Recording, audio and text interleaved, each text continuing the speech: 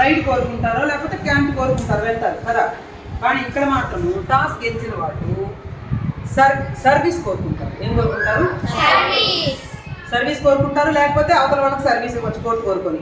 అయితే అక్కడ క్యాంట్ కోరుకుంటారు, ఇక్కడ సర్వీస్ కోరుకుంటారు. సర్వీస్ అంటే ఒక వ్యక్తి ఎండ్ లైన్ తర్వాత నుంచి చేసేదాన్ని సర్వీస్ అంటారు. సో ఎండ్ లైన్ టచ్ చేయకుండా సర్వీస్ చేయాల్సి ఉంటుంది. సో సర్వీసులు రకాలు ఉన్నాయి. ఇందాక నువ్వు చెప్పాను, నేను చెప్పండి సర్వీసులు ఏం రకాలు. ఒకటి అండర్ ఆర్మ్ సర్వీస్, పెట్టుకొని చేయొచ్చు. అలాగే టెన్నిస్ సర్వీస్. అప్పర్ ఆర్మ్ అంటే బోత్ హ్యాండ్స్ యూజ్ చేస్తాం.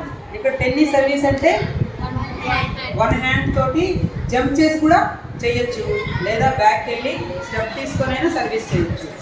ఓకే, సో ఇక్కడ సర్వీస్ మెథడ్, అక్కడ వచ్చేసి క్యాంట్ రైడింగ్ వెళ్ళే మెథడ్. రెండింటిని పోల్చుకుంటే మీకు కొంచెము బాగా గుర్తుండడానికి అవకాశం ఉంటుంది. ఓకేమ్మా. అట్లాగే కోర్టులో ఎంతమంది ఉంటారని చెప్పారు ప్లేయర్స్?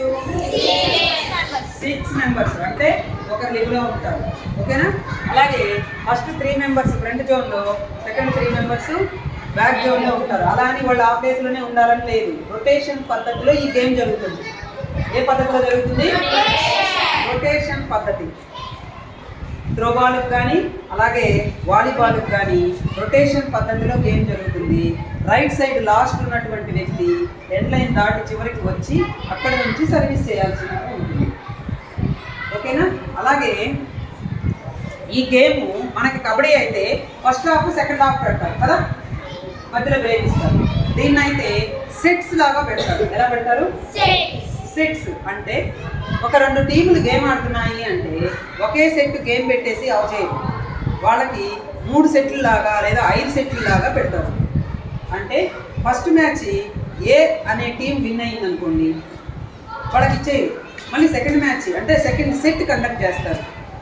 ఆ సెట్లో బి అనేది గెలిచింది అనుకోండి, అప్పుడు ఏ వాళ్ళు ఒకటి గెలిచారు, బి వాళ్ళు ఒకటి గెలిచారు. అప్పుడు మళ్ళీ ఇంకేం చేయాలి? మళ్ళీ థర్డ్ సెట్ పెడతారు. థర్డ్ సెట్లో ముందుగానే అది డెసిషన్ తీసుకొని ఉంటారు అన్నమాట. 3 సెట్స్ పెట్టుకుందామా, 5 సెట్స్ పెట్టుకుందామా అని. అలాగా ఆ 3 సెట్స్ అనుకున్నప్పుడు ఫస్ట్ మ్యాచ్ ఏ వాళ్ళు గెలిస్తే, సెకండ్ మ్యాచ్ బి వాళ్ళు గెలిస్తే, థర్డ్ మ్యాచ్ మళ్ళీ పెట్టాలి. పెడితే ఎవరు గెలిస్తే ఎవరికి ఇస్తారు? ఎవరు గెలిస్తే వాళ్ళు విన్నర్స్ అవుతారు థర్డ్ మ్యాచ్.